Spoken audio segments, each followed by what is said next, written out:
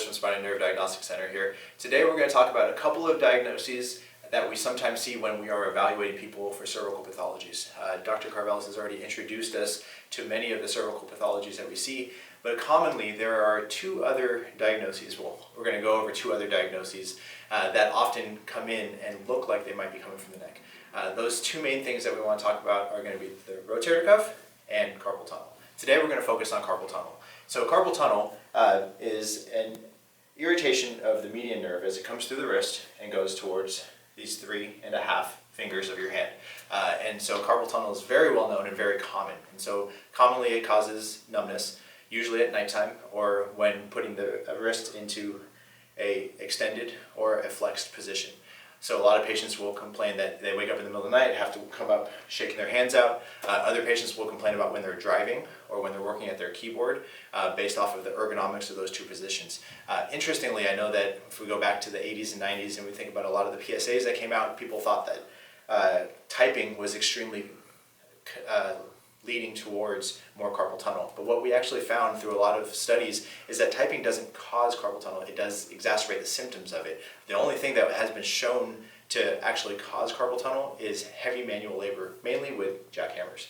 So we have this patient coming in, they've got numbness into their arm, and sometimes, like I said, usually affect them at nighttime, sometimes it can affect them during other activities. A lot of times patients will have aches and pains in their neck, and so we get these referrals and people are concerned about cervical radiculopathy, which Dr. Carvelis has already covered. Neck pain, numbness coming down the hands.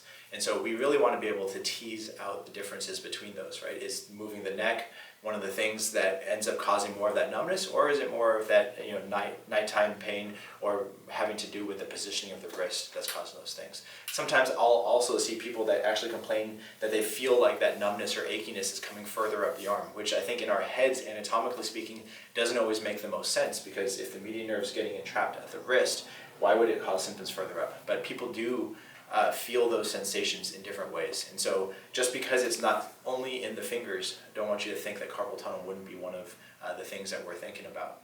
And then other things that we'll sometimes hear from patients are if it's related to post-trauma or things along those lines, because then obviously the anatomy can be skewed and can cause things to be a little bit more challenging for that nerve as it works its way down.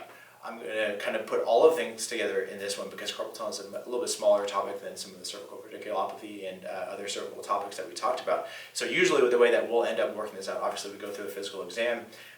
You're going to be testing strength, sensation, and special tests, just like Dr. Carvelis talked about. But the main things that we're going to be looking at are probably two of the more sensitive things that we're thinking about for the carpal canal. So putting that wrist either into flexion or extension, right, and seeing if we can reproduce pain in that region, putting pressure directly over that carpal tunnel to be able to see if you can reproduce the symptoms by inducing some of that pressure. And then probably one of my least favorite, but obviously we're going to do it, is the Tinel's test, where you just actually apply some tapping over that region, right? Commonly this can be done in multiple locations, but over the carpal canal is where it's going to be most specific for carpal tunnel syndrome.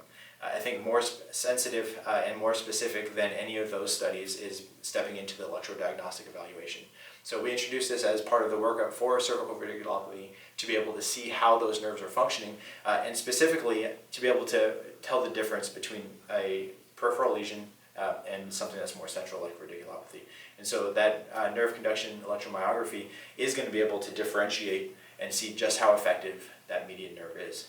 See if it's something that is only compressing from the outside, only affecting the myelin sheath, or if it's actually gotten worse and starting to affect the axon and therefore probably starting to cause a little bit of atrophy or muscle changes in the strength.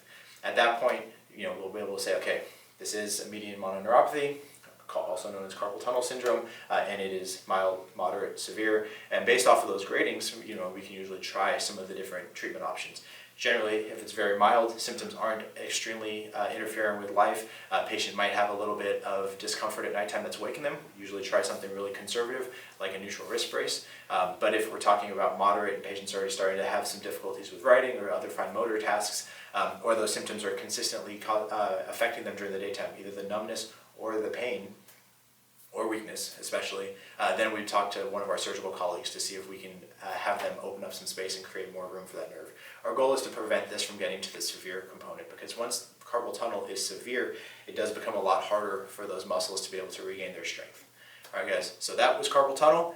Have any questions, reach out to us. Otherwise, talk to you next time.